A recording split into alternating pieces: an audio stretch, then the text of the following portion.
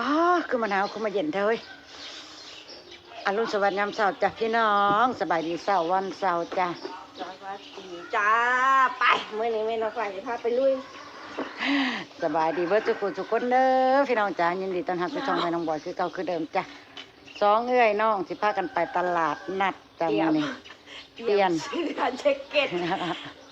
กันนานแล้วยังบ่พอเลย มื้อนี้ให้ลุงพรเพิ่นว่างจักมื้อแน่เนาะเพราะบัวมีคนขับรถแล้วเนี่ย นะแม่น้องฝ่าย ไปกับแม่น้องฟ้าจ้ะไปตลาดนัดบ่อนเก่าบ่อนเดิมบ่อนประบัวเคยไปจ้ะทุกวันเสาร์ไปเดินกันพี่น้องไป ไปพี่น้องไป แม่น้องฟ้าเพิ่นสิได้อิหยังเนี่ยไปตามไปเบิ่งไปถึงแล้วพี่น้องฟ้าตกความหนาวความเย็นมันเป็นสิแข็งมานำทางพี่น้องเอ้ยติดขาวนี่งามดิติดขาวพี่น้อง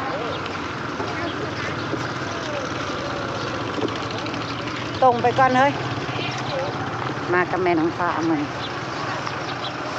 ก็บอกหับมือกล่องจับ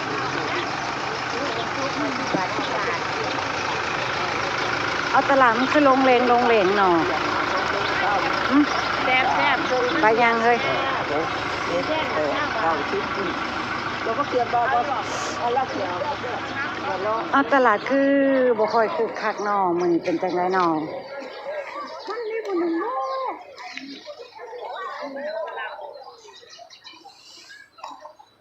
อย่าลืมเนื้อให้นานบเด้อเดตนาไม่หันเดี๋ยวจำเนื้อก็ได้มันโอ้ยพี่น้องเอ้ยตลาดเป็นบางเบาตลาดเขาคือบางเนาะคือบนแพมแม่เราบอกมาเลยเอาไปซุกก็ได้เลยปลาฮะนี่นี่เป็นแพมจ้ามือนี่เอาอยู่บนเครื่องก็ได้อันไหนปลาตรงนี้หมดแล้วนี่ให้กันนะที่ตะวันขึ้นโลมีก็เพื่อนอันนี้นี่ไปแล้วแล้วไปลงเขาจะไหนมาแล้วเขาบอกมาไหนตลาดนี่เก็บบ่ลื่นอะไรคือลงเลงแท้เจ๊ตลาดห้ามมือนี่นะมันหัวนะอ๋อบุญเด้เฮ้ย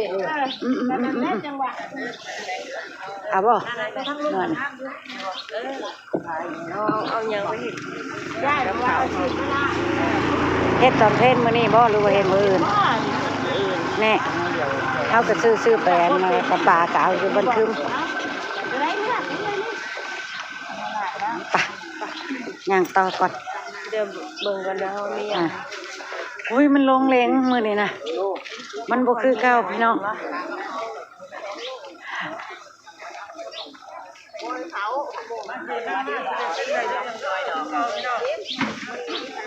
ซื้อได้เส้นได้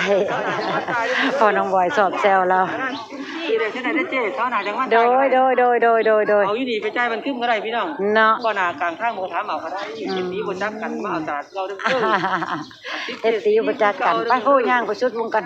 รอชมกันเด้อโง่มาจากสิหิวเนาะพี่น้องไม่ค่อยจะคึกคักเลยวันนี้แม่ข้าน้ำว้ย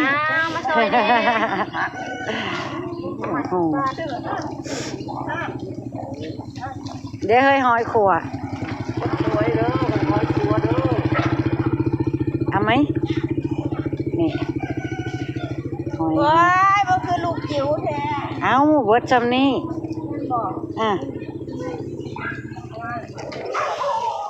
นี่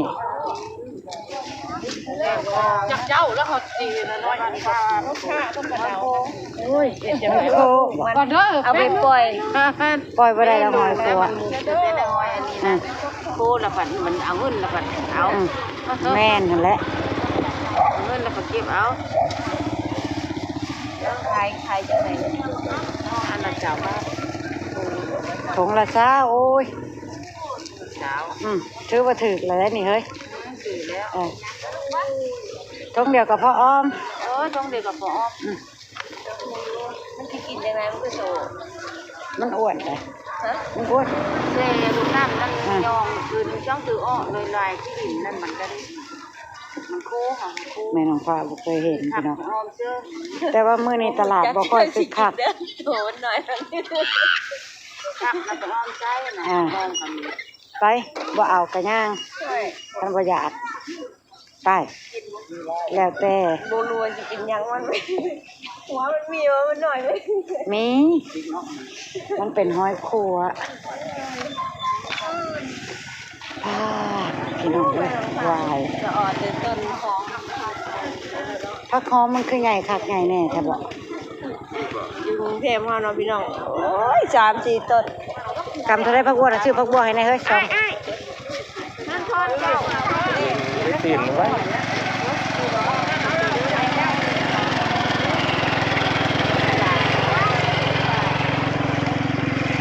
อันนี้กำหน้าได้อันนี้ ทำละสิปลาซักกันซักหา เอาเบิดนี่เอาเบิด3นี่พี่น้องบ่บ่สิซื้อผักเอาเบิด3กำนั่นแหละอันนี้ดี สั่งจ้า โอ้ถ้าแล้วเอาอันนั้นซองเอาในใส่เอาไปเนาะสิได้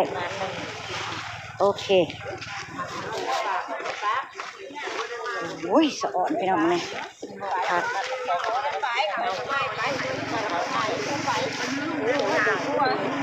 เจ้าหาบ่บ่ได้พี่น้องเด้อเดี๋ยวปะบัวหาเงินก่อนมือเดียวได้บัดนี้แม่สุกซื้อแล้ว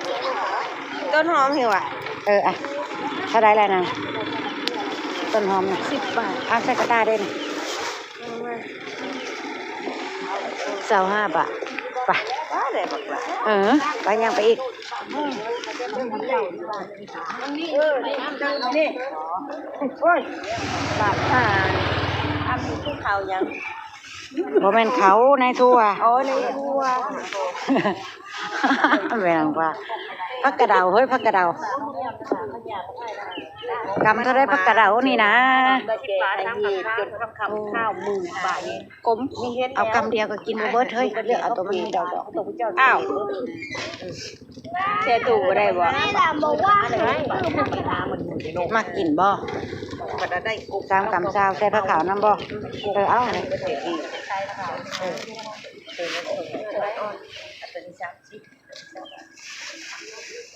ตลาดบ่ค่อยคึกคักพี่น้องเว้ย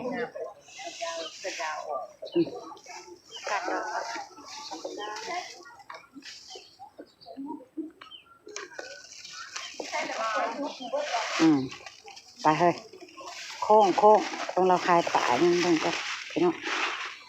ดูน้ำลาวก่อน ปลาดุกเด้อ ปลาดุกบ่ได้อีหลีก็ให้นานบเอาในน้องเลยเฮ้ย อยากได้ข้าวกล้ำบ่ เขากำบ้านเฮาเด้อบ่จะไปจังได๋ ข้าวเหนียวจ้ะ 3 อันเขากำละเท่าลงมา20 บาทบ่ เอาไปเฮ็ดหยังเฮ้ยไปเฮ็ดข้าวเหนียวดำเอาแล้วแม่จำนักกับปันได้เด้ไปป่นข้าวเหนียว มันสดเด้เขาเพิ่นตำเองเพิ่นเขาไม่บ่แม่ ไปลองสิ เขาไม่บ่เขากำเจ้านี่เอาน่ะเด้มีคนเอาหรือบ่มักแต่งเจ้า มีแล้ว อ๋อบ่ได้มักแต่งให้พ่อใหญ่พรซำเด้อพี่น้องเอ้ย มีมาซอยนะแม่ อ๋อกระปูย่างเลาะถามแม่น้องฟ้าพี่น้องมันสวยเลย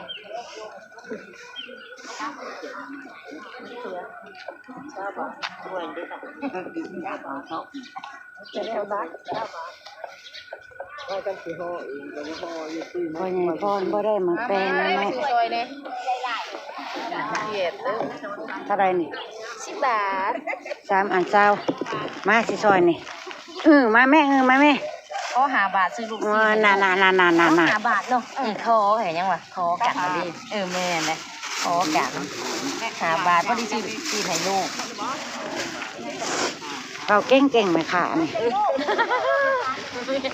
เก่งได้เก่งนะเนาะไปแล้วบอกไปซื้อบ่ม่วนบ่ฮู้ ไม่ค่ะคนงามเลยไม่ค่ะคนงาม25 บาทใช่ไหมเอา ขอบใจบ่ได้ถือสินเพิ่นรู้ จนระบอกมาคุงดิบมานำแน่อยากต่ำ เอาไปแล้วมันคง อ๋ออยากเอาไปตำ อันนี้ก็ตำได้มันคงทางครับ อ๋อปิดมือนี่บ่ปู่แม่น้องฟ้าเมายังเด้พ่อพี่น้องอ่ะมื้อนี้ตลาดบ่ค่อยคึกคักตลาดค่อนข้างเงียบเงา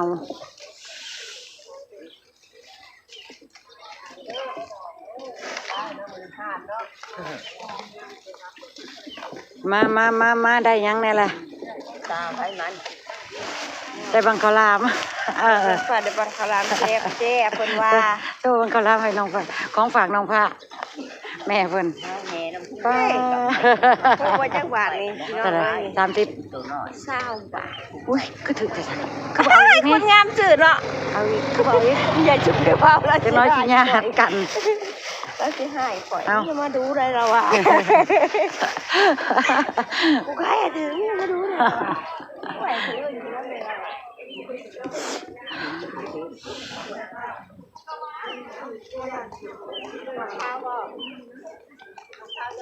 แม่นคือบ่พี่น้องนะพี่น้องขอบคุณเด้อคำชมเมื่อคืนว่าแล้วก็ร้านนี้เพิ่นว่าเส้น ซื้อเลยเด้ ไม่ต้องฟ้าสิซื้อปีนี้ละปีหน้าเด็กสิมาจ่ายแล้ว เอาปีหน้าก็อีก2-3 มื้อหนึงเนาะพอค่าหายเส้นอยู่แล้วแหละ ได้พี่ต่อไปมาเลยก็เอา ปีนี้จ่ายปีหน้าได้ปะ ได้สำหรับเจ้พ่อใจเสมอ อ่ะปะทะคาลมกระพอค่ะว่าอยู่ได้อยู่ อันนี้ กะเพราไปกับเป้าพี่น้องอะไร10 บาทคือเก่า เงินเฮามี นี่ก็บ่แซ่บลงไปได้จิ แม่นความอยู่ของเจ้าเนาะแม่นของปะบัวอาจสิบ่แซ่บซำของลาวพี่น้องในของลาวขาวเจ๊ะอย่านั่งก็มีอยู่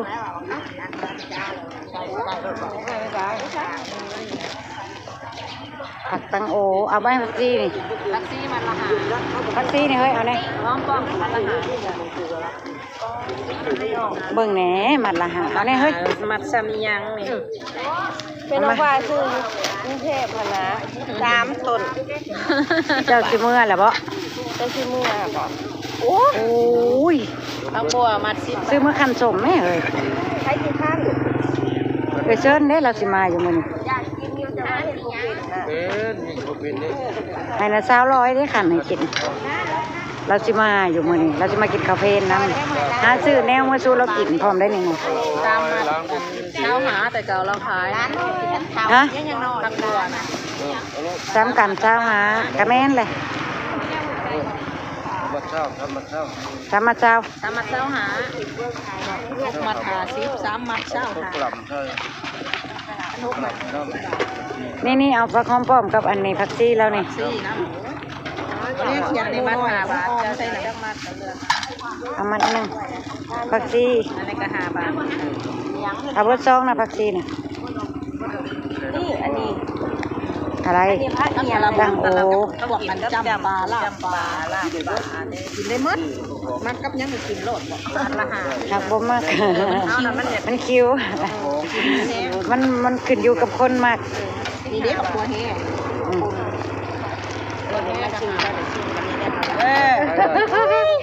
อยากจะเขาได้ยินชิม อ่าก ายอีว่า 15 บาทอุ้มเอาพี่น้องพายซีจ้ะ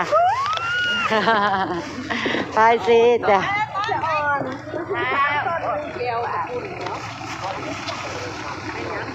เดี๋ยวบอกเอาอัน เอากระบะมา อันนี้กระจักบาทอันนี้นะนี่นะนี่นะ 5 บาทไปจัก เอามาใส่ออมปูมือนี่เด้ออมหน่อไม้เด้5 บาทนี่เด้อเฮ้ยผักขา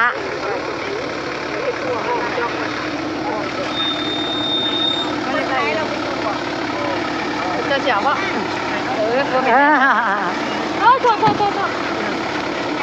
ผักขายันว่าอยากใส่แกง จะใหม่ปะ มี ของที่เป็นแบบใหม่โอ้ยคุณหน้าได้ฟังตลอดที่ดอกนั้นก็อย่างนั้นน่ะคนน้ำนี่น้ำแล้วก็คนอันนี้วันที่ได้เงินอันนี้ให้ยังไงนี่ผมจะหาโทษนั่นน่ะ ขั้นตรงเขากุ้งน้อยบาท แม่นเลยขั้นตรงเซ่ว่าแล้วก็ขั้น เมาแม่น้องฟ้าเมาไป มาเรียนเนาะ อ่ะ มาแล้วแม่เช้ามาแหกไม่มาก่อยนี่ โคชูแล้วก็ นี่ยังแม่อ๋อ ขนมมุนเอาเซ่ไปแล้วก็คือก่อยนี่เซ่บ่ได้ขายแล้วเฮ็ดสิโอ้ เพียรทบเพนอยากอยู่ เซ่น้ำม่วงไว้อีหยังโอ้ยอันถูกพวกกูมันสิยากอีหยังเซ่ ใช้ได้ยังแน่กระตาน่ะมาโชว์ ถามว่าท่านได้มาแล้วพี่น้อง ยังอยู่บ่ไป แล้วท่านไปแล้ว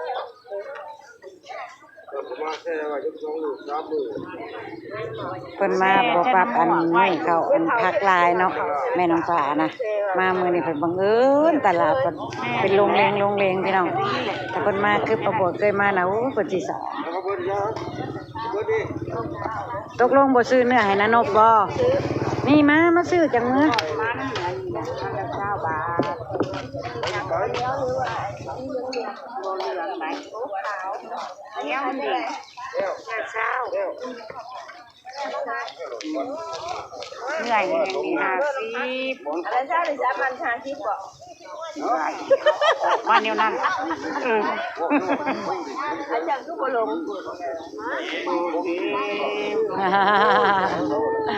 จักคนเด้อ เอาเดี๋ยวเลือก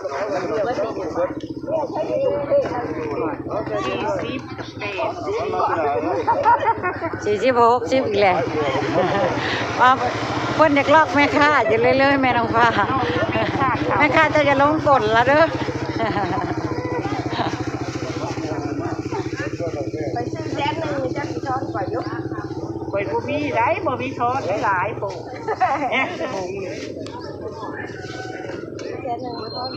เก็บไว้ค่าไฟเงินกินนะ หาไปอุดได้ อ้าวบ่มีเงินบัดนี้ ใบยัง แคมก่อน น่า มาลูกต่อเนี่ยเพิ่นหาให้ก่อนเด้อ ขอบ่เอานี่เหรียญนี่เท่าไหร่80บ่เอามาผิด10บาท มันมีแต่ อ้อมอีเล็กเด้อเป็นไง เอา 9 บาทได้แล้ว ได้ละ 9 บาท ว่าหยังนี่บักนี้เราบ่ ถึงใจเราบาท โดยไปซื้อเนื้อกันใช้80 บาทนะ พี่น้อง80 บาทหิวจนมา จำสิกิน เป็นน้องฟ้าเจอของถูก ให้แม่น้องฟ้าซื้อเนื้อก่อนพี่น้อง เราจ้ะ ได้แล้วพี่น้อง ในมือกล่องคือบ่ได้มานํ เอาน้องมาน้ำพูดไปลองพูด คือนักสวรรค์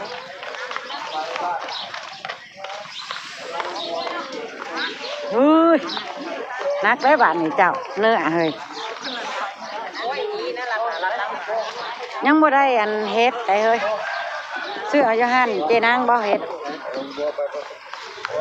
โอ้ยสะท้อนแสงแดดในเด้อพี่น้องจังหน่อยเด้อมื้อนี้นอกใจก่อนเด้อ ได้แต่งตัวเด้บ่เอาแล้วก็พักยา ข้างหยากับเบิ้ลแล้วพี่แจนค่ะ เนาะ ติ้งก๋วยเตี๋ยวเด้ โอ้เลือดมื้อน่ะได้ประโยชน์ขนาด ที่ไหน สิบอกให้คอยกะให้ก็เจ้าไปตำซุ่มเอาไปต้ม กินตำมะคุ้ง แซ่บเนาะ แตกสวดจำหัว หน้าเนอะ ไปจะไปผ่าอีก ไก่ใช่ไหมที่เสียวค่ะอายุเขาไม่เอาได้ไปว่าอุ้ยเอาไปกันที่ เนาะแม่นเฮาคือกันละคอยกะเอาไว้เอาไว้เฮ็ดอะไรเนาะ ผักขายจอด ต้มเนาะ คือว่าแล้วผัก ต้มแล้วก็ให้เขาเจ้าไปกินกับตำมะคุ้งโว้ย คือที่เคยเห็นคือจิ๋วบ่ แม่นเลย นั่นได้ หลายคน เขาจนโล่งเบิด ลงว่าเพิ่นมาวานนี่ ก็เป็นคนบอกว่าโอ้ไม่ได้ชื่อเสียงปากเราชื่อ มาสิเห็นซะ น้ำตัวเก่าเลยเนี่ยเป็นอย่าง น้องสาว น้ำตัวเก่าร้าย ก็เสียงเหรอ ตอง โอ้อันนี้พากันลงกันเลย ลงแล้วเขาเถ่าเลยโตก็ยังทำเก่าอยู่คือว่า เนาะเอาเขาอยู่เมืองอยู่นาเฮาเราอยู่บ้านนอกตอง มาได้ก็เห็นแต่กล้วยติ่งกา ข่าวแล้วไว้เนาะ กระตั้งเฮาเนี่ยแหละเฮ้ยโอ้จัดใหม่ละอ่ะจัด ขายอันนี้บ่ครับบ่ ขายหมูอืม